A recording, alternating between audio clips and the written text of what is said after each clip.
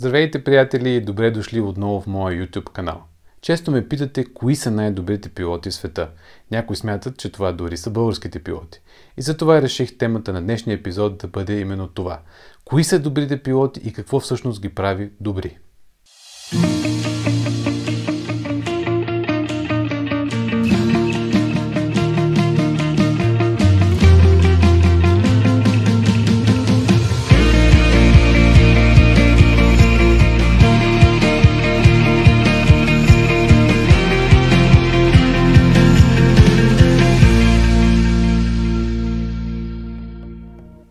Някой път, когато искат да ни направят комплимент, казват, че българските пилоти са най-добрите в света.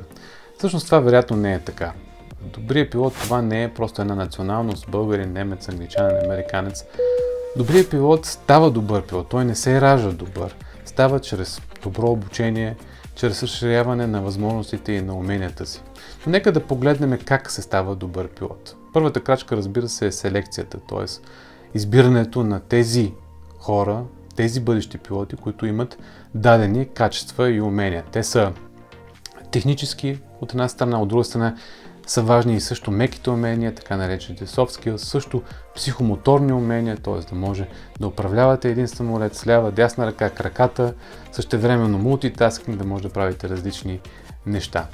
И когато се мине през тази първа крачка, много малко успяват да бъдат избрани за бъдещи пилоти, започва всъщност най-сериозната фаза. Това е обучението. Голяма част от тези, които са избрани да станат пилоти, също не успяват да минат през тази втора фаза. Обучението е свързано с много теория, с много летателни часове, с различни ситуации, докато в един ден пилотите получават техния лиценз. Но младите пилоти след обучението всъщност нямат право да управляват самолет, защото им липсва така наречения type rating. Може би знаете, че всеки пилот, за да управлява даден самолет, трябва да има лиценз за този тип самолет, който се нарича type rating. Тоест след дългото обучение следва и отново обучение, именно този type rating, например за Boeing 737 или Airbus A320. Но до тук не свършват нещата. Всъщност учението започва тепърва тук. Тези готови вече пилоти, които започват да летят, трябва да наберат опит. И най-вече, не знам дали знаете, че трябва постоянно да се упражняват в различни аварийни ситуации в симулатора. Това се случва между 4 и 5 пъти в годината по 4 часа. Т.е. между 16 и 20 часа на година всеки един пилот трябва отново да доказва, че може да се справи с дадени аварийни ситуации. Моята съпруга също винаги ме пита, защо постоянно учиш, няма ли свършване на това учене? Всъщност няма. Ние постоянно трябва да разширяваме хоризонта си, постоянно да преглеждаме така наречените revisions, т.е. процедурите, и те се променят. Нещо, което сме научили сега, може да бъде невалидно след 2 седмици. Тоест, постоянно трябва да сме готови да се учим, да научим нещо ново, да се адаптираме към новата технология. И тренажерите или тези симулаторни чекс, които ние ги наричаме, те са от една страна ни карат постоянно да сме в стрес и в притеснение, но от друга страна пък, когато ги минеме успешно, ни дават самочувствието, че всъщност може да се справим с всяка ситуация, която може да ни се случи. Така че тези чекове са нещо действително много добро и нещо уникално, защото няма почти друга професия, в която постоянно да има нужда да се доказвате, че можете да се справите с работата ви. Така че обучението е едно, но обучението всъщност продължава до края на професионалната кариера.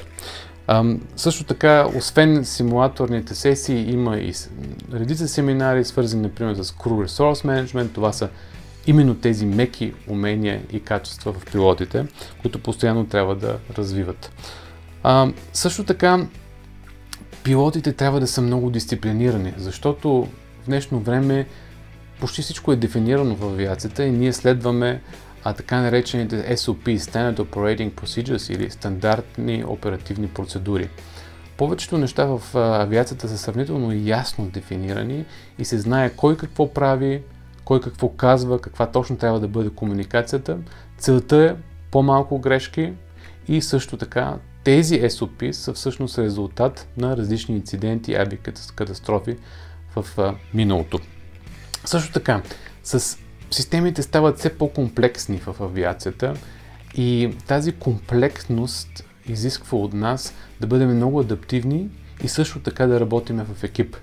Защото почти никой сам не може да се справи с дадени, комплексни, трудни, динамични ситуации, в които няма много време за размисъл. И затова всъщност добрите пилоти, най-добрите пилоти са тези, които успяват с техните колеги да работят и да направят най-доброто от една ситуация. Да използват знанието на всички ресурси, както го наричаме ние, за да се вземе най-доброто решение. Тоест, далеч сме от времената в авиацията, може би 50-те, 60-те, 70-те години, когато капитаните бяха тези, които знаят всичко, всезнаещи, всеможести и уж никога не правиха грешки. Така че в днешно време отговорностите са споделени, иерархиите са ниски, комуникацията е добра и всички трябва да могат да работят в екип. И също така много е важно да се учим от грешките ни. Тоест, трябва във всеки един от нас да има една готовност да не прикриваме грешки, да признаем, че всички сме хора и че имаме слаби места и че някой път не правиме най-оптималното, но да се учим от това и да ставаме по-добри и да споделяме нашите грешки с другите колеги. По цял свят няма значение от коя авиокомпания са.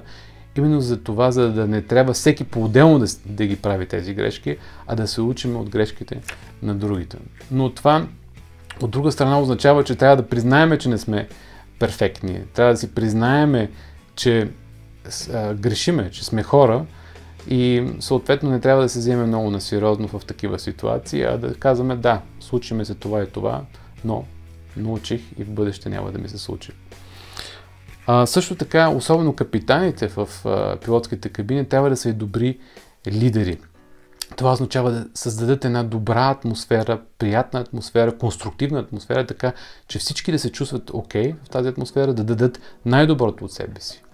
Атмосферата да бъде такава, че всеки един от членовете на екипажа да може да изкаже мнението си, да може да каже какво е забелязал, за да не се стига до такива авиокатастрофи, както е било в миналото, в които капитана решава и прави едно, екипажа или някой членове от екипажа, например копилота, вижда и знае, че това не е правилно, каквото се прави, но си мълчи или не успява да вербализира нещата. Така че днешните капитани са добри лидери, създават добра конструктивна атмосфера за ефективна комуникация, също така показват пътя, целите, постижими цели и също се опитват да направят така, да окуражат техните членове на екипажа да поемат и те отговорност.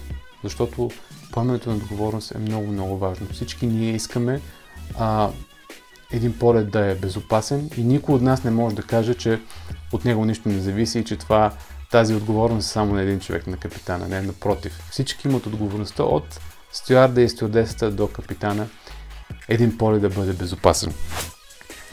Надявам се, че ви е било интересно и този път. Ако имате въпроси, пишете ги в коментарите. До нови срещи, до скоро, всичко добро!